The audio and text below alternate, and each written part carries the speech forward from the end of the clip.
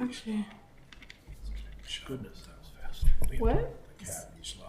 I'd like to call to order the Bayport City I'll let my Council cat meeting of May 2nd, 2022. Please join me in the Pledge of Allegiance. I pledge allegiance to the flag of the United States of America and to the republic for which it stands, one nation, under God, indivisible, with liberty and justice for all. Adam, will you please call the roll? Mayor St. Ors. Here. Councilmember Carlson. Here. Councilmember Dahl. Here. Councilmember Gilmore. Here. Councilmember Hanson. Here. Excuse me. Thank All you. present. Okay. That takes us to approval of tonight's agenda. Does anyone have any questions or changes? All right, would someone like to make a motion to approve? I'll make a motion approving tonight's agenda. Thank you, Connie. Is there a second? I'll second. Thank you, Michelle. All in favor? Aye. Aye. Opposed? That takes us to our proclamations, commendations, petitions, and announcements. And the April Recycling Award recipient is Shauna Nelson at 245 4th Avenue North, who will be awarded for recycling efforts made possible by a grant from Washington County. So thank you very much, Ms. Nelson, for your efforts. Takes us to our open forum, where we set aside 15 minutes to address topics that are not on tonight's agenda. We do not have anyone in chambers. Adam, is there anyone online? No, Madam Mayor. Okay, thank you. So then we'll move right on to our consent agenda. And we'll consider resolution adopting items 1 through 8. The April 4th, 2022 City Council Workshop Meeting Minutes, the April 4th, 2022 City Council Regular Meeting Minutes, the April Payables and Receipts, the April Building, Plumbing, Mechanical, and Zoning Permits Report, a donation request for $500 from the Bayport American Legion for the Memorial Day Parade, a special event application from Bayport American Legion for the flag ceremony at Perro Park on June 14th on 2022, Flag Day, the purchase of a replacement Caterpillar front-end loader and accessories for the Public Works Department, and designation of 4th Street North as a permanent one-way street. Does anyone have any questions or comments?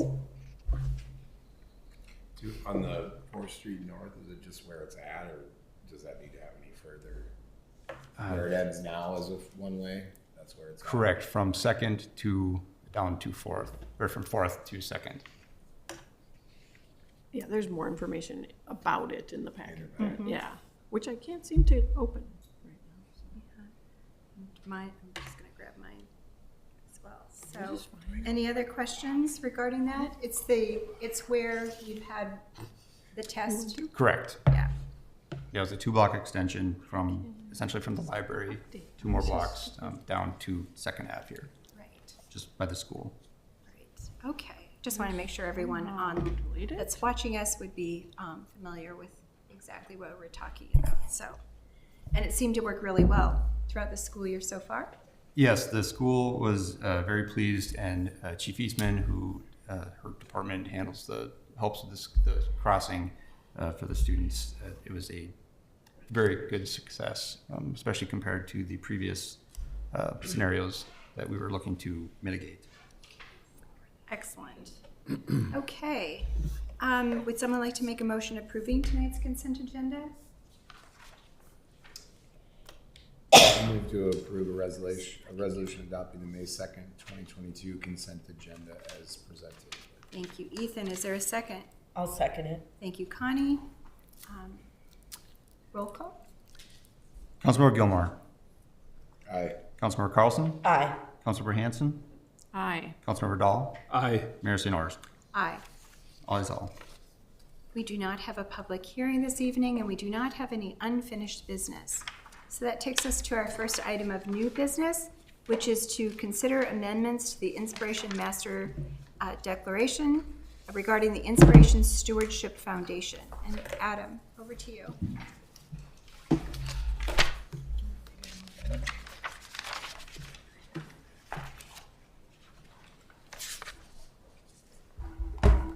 Madam Mayor, members of the council, this item, as you read in your packet, is regarding proposed amendments to the Inspiration Master Declaration.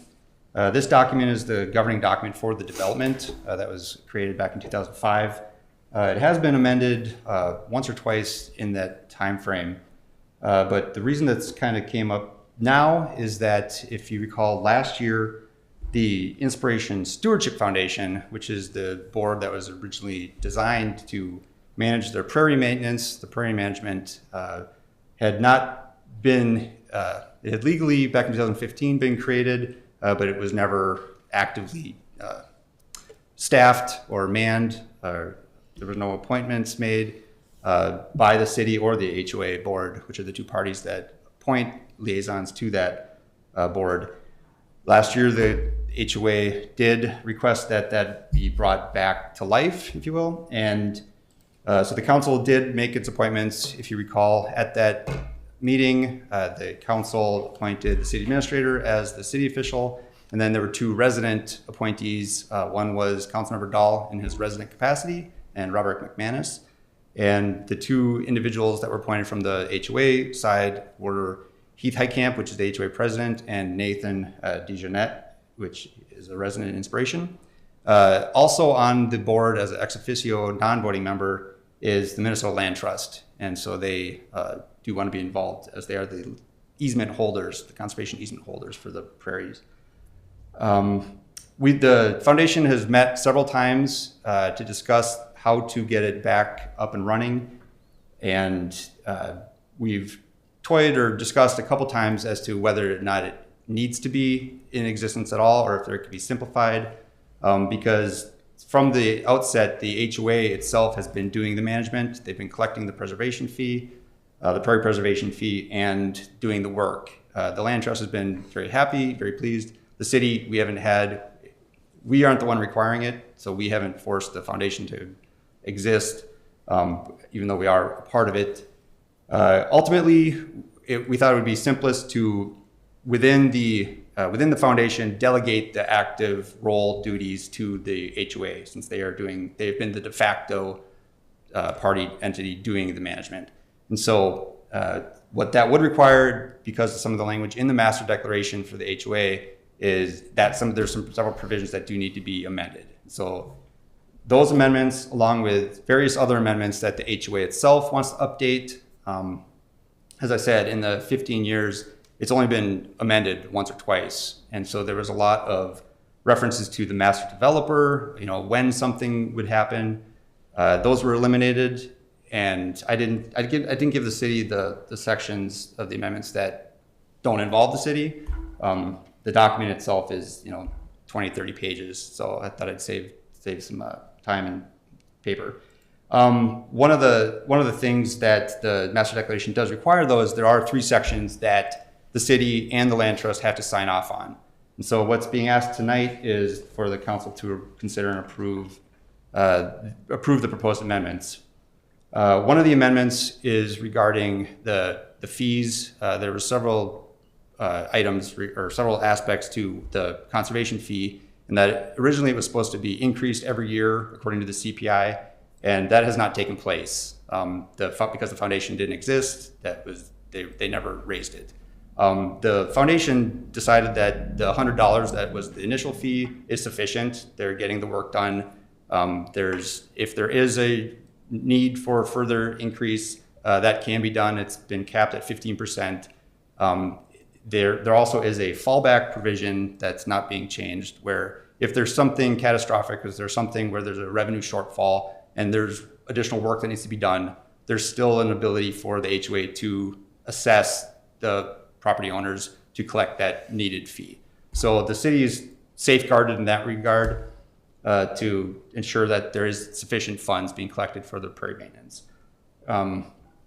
The 2 provisions out of the 3 that are actually being amended are basically then allowing the HOA to take over the active role to collect the fee and then do the work.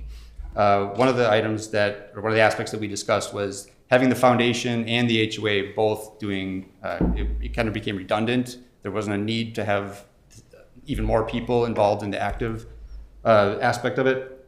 One of the other changes that they are proposing is that the existing master declaration requires the seller of every property up there to pay 10%, it's 0.25% of every sale to the foundation.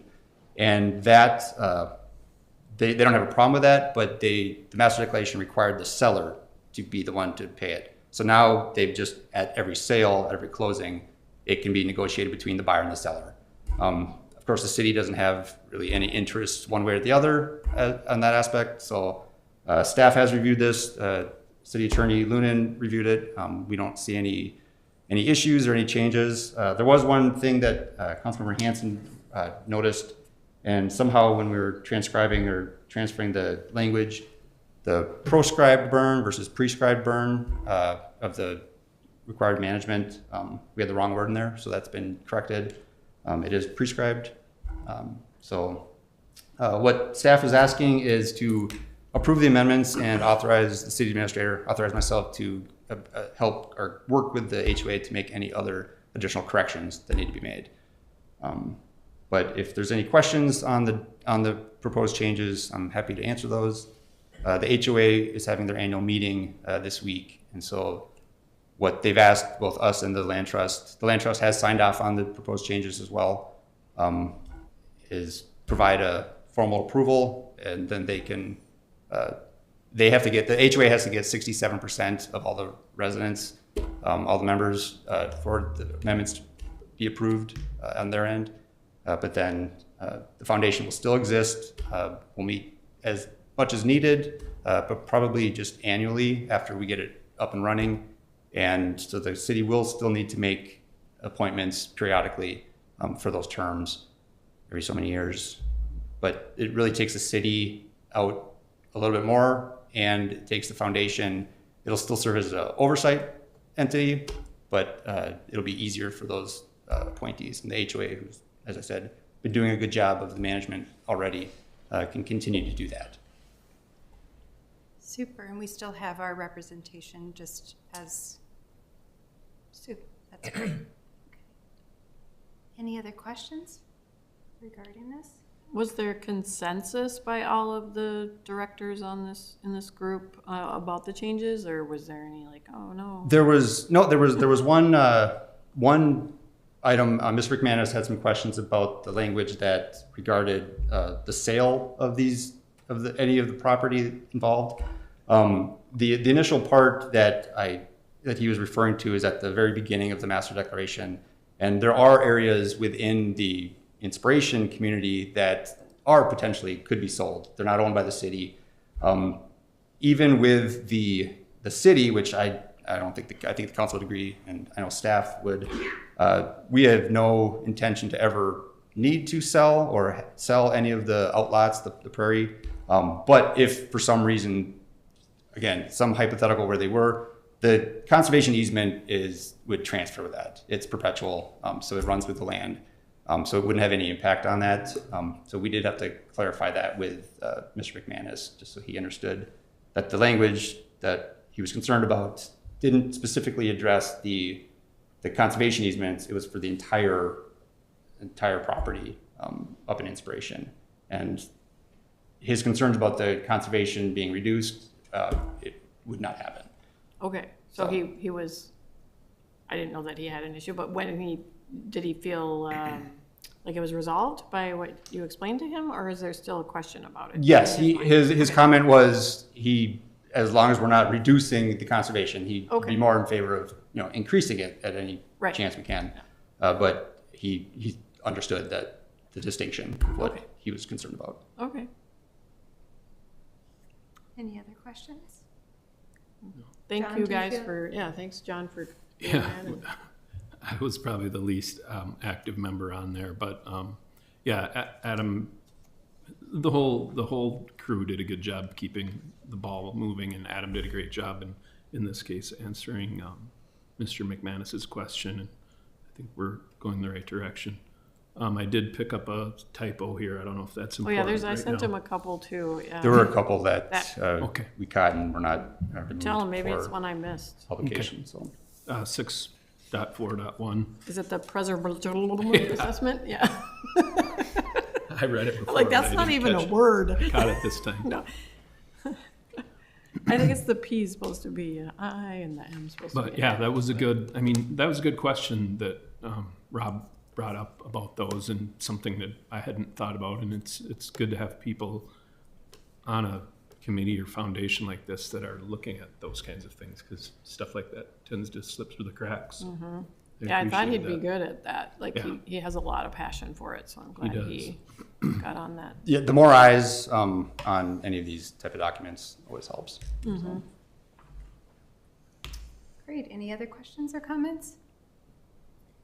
Right. If not, would someone like to make a motion?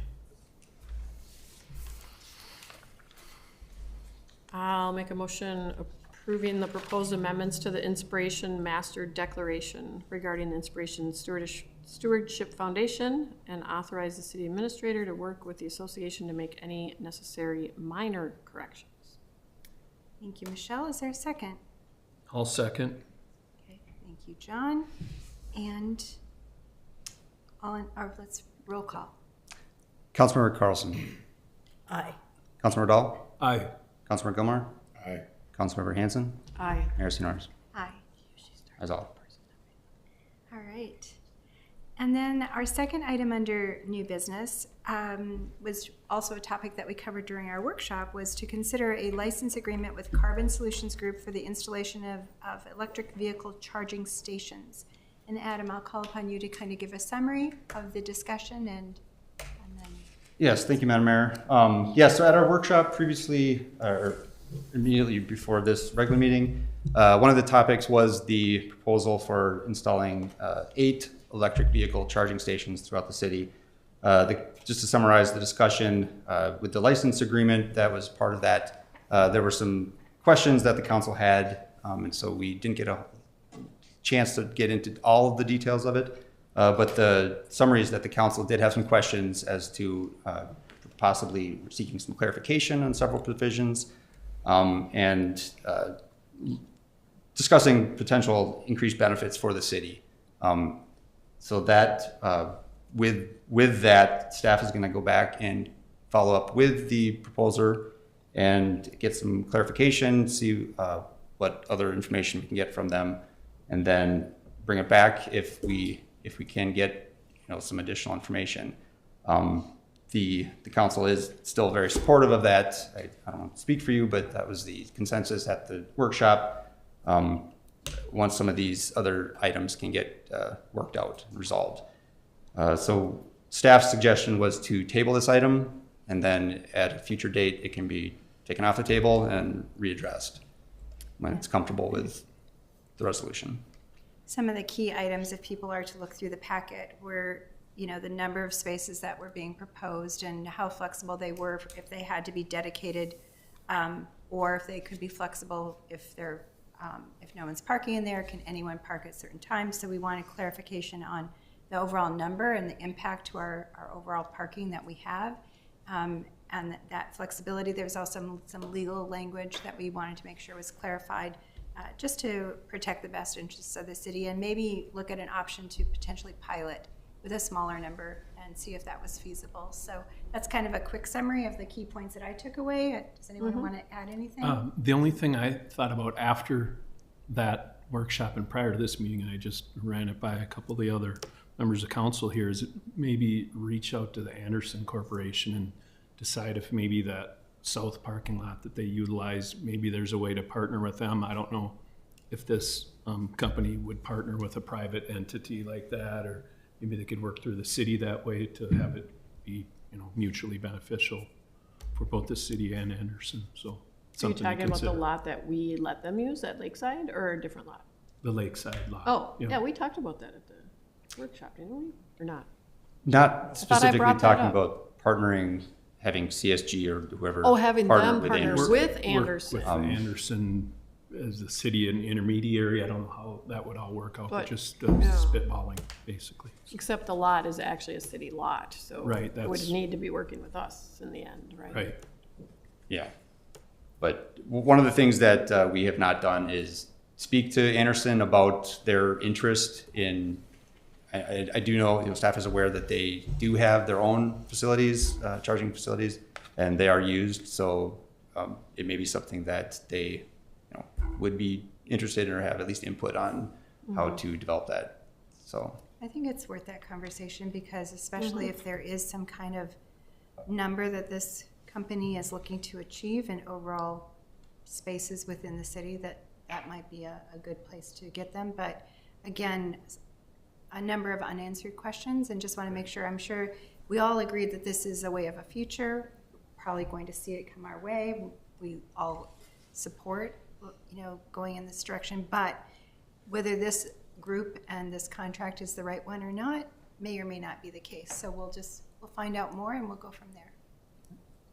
So a motion to maybe table this? Yes, please. That would be okay. great. That'd be perfect. I will move to table our discussions and license agreement with the Carbon Solutions Group until we get more feedback and information from this business. Thank you, John. Is there a second? I'll second. Thank you, Michelle. All in favor? Aye. Aye. Opposed? Great. And thanks for the legwork, Adam. All right, that takes us quickly to our city council liaison reports. And John, we can start with you. Nothing to report other than what we've talked about previously on the inspiration group. I didn't have a meeting with Middle St. Clair Watershed, so Okay, nothing going on. thank you. Connie? Okay, well, the library board met, actually had 2 meetings with it, our own board, and then we met with the building advisory committee. But Jill wanted to let everybody know that people are back and using the library, which is great. And she's had really good attendance at story time for the kids. And the reading summer program is going to be kicked off in June 1st, and they're working with a joint effort with Stillwater together to do the program this summer. And they'll also be hosting on June 8th, the ice cream social with working with BCAL, and it'll be down at Lakeside Park from 6 to 8. There's an open house tomorrow night, May 3rd, 4 to 5. It's for donors, and 5 to 7, it's for the public. So if you're interested in seeing what's progressing with the library, stop in. Story hour will also be tomorrow night at 6:30. The building committee did meet this last Tuesday and went over Michelle was there, went over some kind of fine tuning it. They're gonna kind of put a few things on hold until after the open house, but it's moving along. They're actually waiting on one outstanding grant request to come in, and Jill's hoping to hear from that real soon. And the plans are there, but the colors are to be determined, and so that's one thing they've had a lot of discussion on. And I think that was about all that I have. Great. So, Thank you, Connie. unless you can think of something else from No, you did great. the committee. Ethan? We did not meet, so I have nothing to report. All right. And Michelle? Planning Commission didn't meet either, and neither did I think I'm on the Anderson Advisory Group or whatever that one's called too, and they didn't meet either, so. And I did not Nothing. have, I didn't have any outside appointments either, so then Look at Goodness that. gracious. quickly go right over to How easy our jobs the are. staff. Thank you, Madam Mayor. Let's try and beat the We're new going to go through these very quickly. Chief Eisinger. You're on the spot here, Chief. Going for the new world record of Yeah. shortest meeting ever. Well, good evening, Madam Mayor and council members. The April call volume was 96 compared to 79 in 2021. Our year-to-date is 317 compared to 254 in 2021. Our monthly drills are SCBA, fit testing, Manitou test, and quarterly EMR and EMT mods. Our fire inspections are ongoing. We are fired up and getting back into our community events, the community showcase in Stillwater High School, the big truck event at Stillwater Middle School. We have some anniversaries in March, James Doyle and Matt Hogberg. In April, Jason Severson, myself, Jake Vindal, Brandon Johnson, and Dustin Vincent. Attended a department head meeting, and we had 3 members attend the fire department instructor conference. So been a busy month in April. May is going to be busy. We have Washington County Fire Chiefs. We have the kindergarten class coming to the fire station. We have the Memorial Day Parade. We have Bike to School Day that's not on here, and the food truck. So everything is getting back into normal, whatever normal is going to be. With that, I stand for questions. Any questions for the chief? I think it's worth noting the 27 years that Jason Severson has been on the fire department, and you, and what is there, another 21 years? Yep, I Am have I reading 21. that right? Yep. That's awesome. Well, thank you very much. 18, I mean, you didn't say all these long tenures they've had for Yeah, that. we just had because of the COVID, we didn't have our annual appreciation dinner for 2 years. We just had it this last Saturday. And we have combined total of over 315 years of service. Wow. And there's 6 of us that are over 20 years. And the longest is Steve Biggie with 31. We're an anomaly where we have a known longevity for the city of Bayport. And again, we can thank you folks for supporting us. It's directly a result of the support from the council and fellow staff folks. So again, I appreciate it. Yeah, well, I think it's also reflects on the culture and how, they feel, I hope, valued, and that they enjoy what they're doing, that they're sticking around that long. So that's also to your credit as the chief. Thank you. And the captains and everyone, so thank you. Have a great night. Thank you Thanks, very Chief. much. Chief Eastman. Good evening, Madam Mayor and Council. Our past events were pepper ball, Narcan training. We have safety camp, a national night out, presentation, securing their presenters. We did an evidence audit. We met with Oak Park Heights at their council meeting, and Officer Cornell got his life-saving award for the bridge incident. We had a body-worn camera audit. I'm waiting for the results of that. Sounds like it's going to be just fine, but it's required by law. So I didn't miss that. It's good. We're scheduling the officers for the Memorial Day Parade in Lift Bridge, which is interesting because we don't have a lot of reserves right now, so it'll be fun. Use of force training was April 19th. Upcoming May 19th, we have an outdoor scenario training that we're doing with Oak Park Heights. We have safety camp, and National Night should be confirmed with donation requests going out soon, and then we're planning for also the parade. As well as we have on May 4th, which is on Ellen or my update to, is the walk and ride to school, which is quite a situation. We have a lot of people that are coming from different areas, kids, and we want to make sure it's safe. So everyone's joining in to make sure that happens. We also have 2 tours coming up in May as well. So one last thing I wanted to say, you may get called from some residents. I reached out to the Minnesota Department of Commerce, and we are part of the Cat Guard program. I don't know if you can see that. What that is a catalytic converter theft prevention. And what some cities do is they actually hand them out to residents, and then we're afraid they're going to go in the glove box. So we're going to set up a day, yet I'm trying to figure out staffing, and we're going to actually go through Public Works and have it available for residents. We're going to apply it. What happens is there's a sticker in here that looks like this, and it goes on your catalytic converter, and there's some acid you put on it. Then you peel the sticker off, you run the car for about 2 minutes, and you match the QR code with the sticker so that you know. And so this was given to us free, and we're one of the only agencies next to Stillwater that is doing it in Washington County, but we're actually going to apply it for them so it gets done. So just want to update you in case you get questioned. We are part of the program, and if you go to the state of Minnesota's website, you'll see that we're on that. So I stand for questions. That is very cool. Is it like a one-time event like Stillwater was doing, or how are you guys doing that?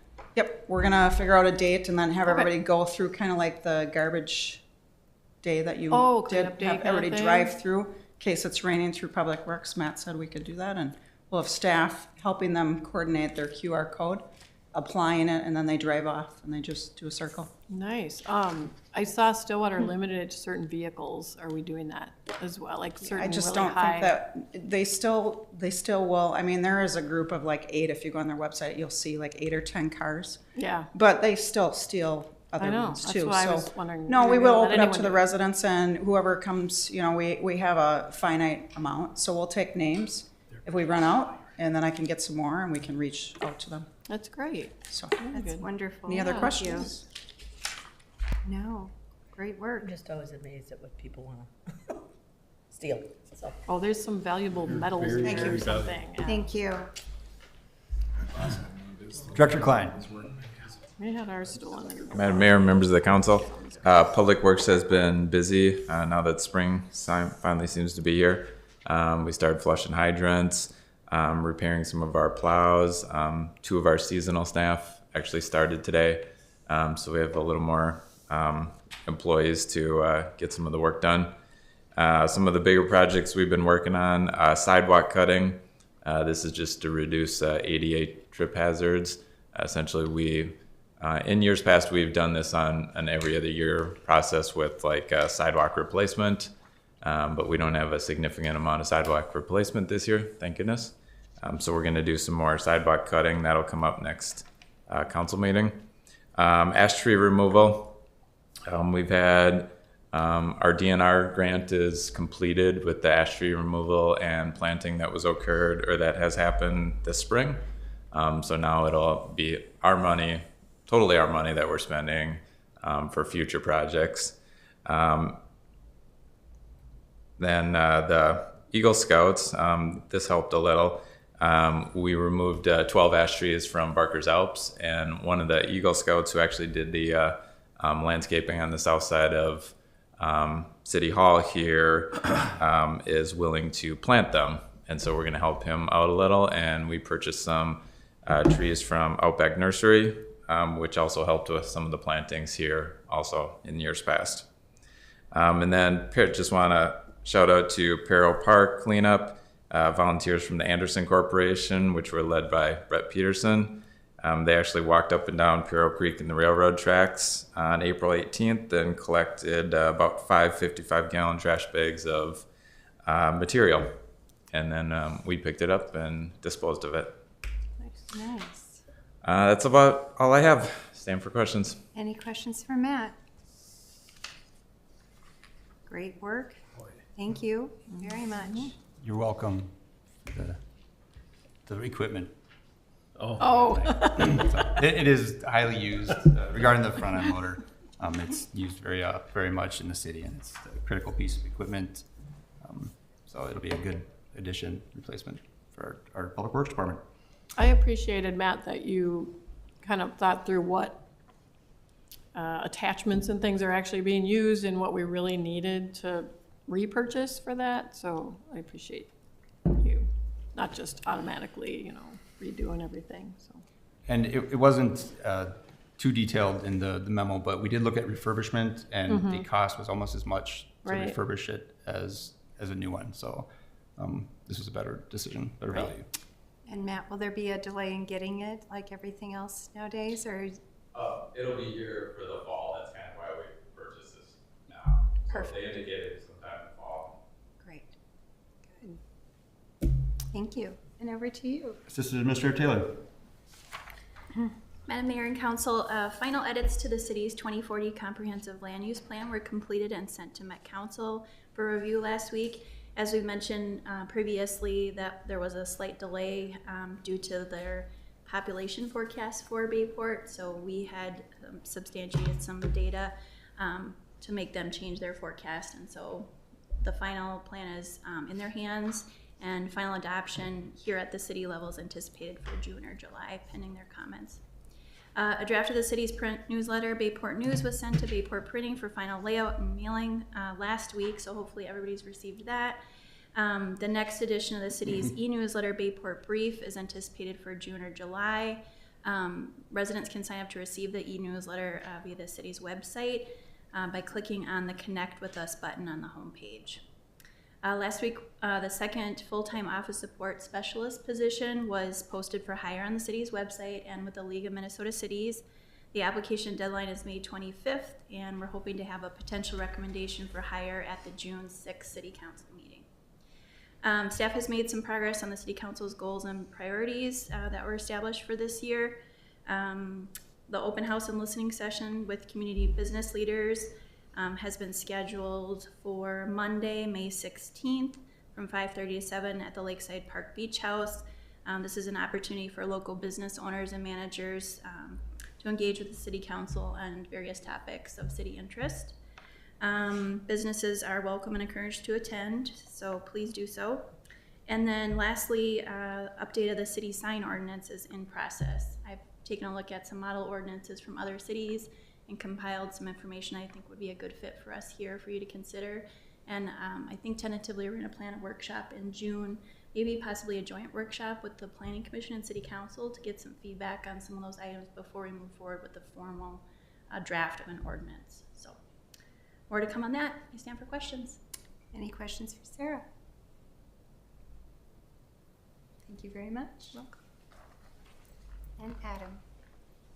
Other items that, as we discussed earlier tonight, the electric vehicle charging stations, staff have been working with that, and we will continue to do more research and get some additional information. April 30th was the deadline for the city's, or actually the national deadline for the ARP funding, the American Rescue Plan funding that the city received half of due to COVID. And our report was submitted. We had some issues with the federal login, the federal portal, and that we had to try to, in order to get our new user entity or unique entity identification number that was just implemented April 4th, we had to register on their site and provide our incorporation date, and it didn't like any of the dates that we were submitting.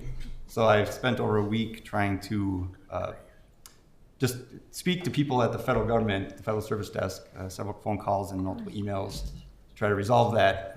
South Stillwater was incorporated in 1881. City of Bayport name change was in 1922. And 1974 was when we statutorily became a city.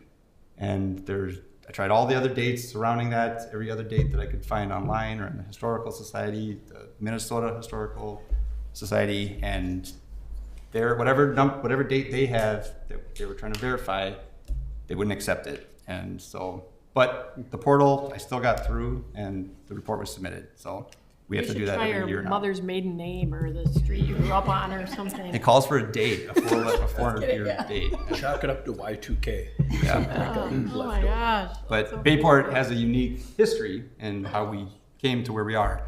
So I'm sure there's something in there that's triggering that. Yeah. But that's taken care of. So right. Another year, we'll have to report that. And later this year, we will be getting the second tranche of our funding. Again, the city has obligated 2 projects, the stormwater drainage study and the booster station upgrades. So those are the 2. So we will process those. The council also had a workshop tonight. One of the topics was the Pickett Avenue North street vacation request from the Department of Corrections. And the council provided some feedback for that. And so we will be speaking with the state and looking at what changes could possibly be made. We also are going to be contacting the residents on 6th Street to get their feedback, because that obviously will have an important role in the council's decision. But after that, we will be bringing that back at some point for further discussion. The rest of the week, actually starting Wednesday through Friday, I will be attending the Minnesota City Managers Conference. The last 2 years have been canceled or not held normally. So I'm looking forward to getting back to that, learning some good information and networking with some of my co-city administrators and managers. With that, just some of the important dates, Toast and Topics put on by the Stillwater Chamber, Greater Stillwater Chamber of Commerce, is May 17th. That is open to the public. That's at 7:45 at the Lowell Inn. You can contact the chamber to register for that. I know the mayor and I will be there. Councilor Hanson was also going to be there. If any other council members are interested in going, please let me know so we can put out a quorum notice. The next meeting, June 6th, we will plan on having a workshop, and on Memorial Day, May 30th, City Hall is closed as a holiday. But with that, I stand for questions. Any questions for Adam? Oh, it's great that we have Memorial Day Parade on the docket. So look forward to seeing everybody there on May 30th. So, We're happy to have that back. yeah. Timing, does anyone know what the timing is of the parade to start? I think it's at 8:30. 8:30. 8:30. Application. Okay. If not, check the American Legion website for more details, but we'll look forward to seeing everybody back out and about to gather together as a community. And thanks to the American Legion for putting that on for us. So, any other questions, comments, topics? If not, would someone like to make a motion to adjourn? And move we adjourn. Thank you. Michelle, is there a second? Second. Thank you, John. All in favor? Aye. Opposed? Meeting adjourned. Nice job. We gotta do those grades. Record.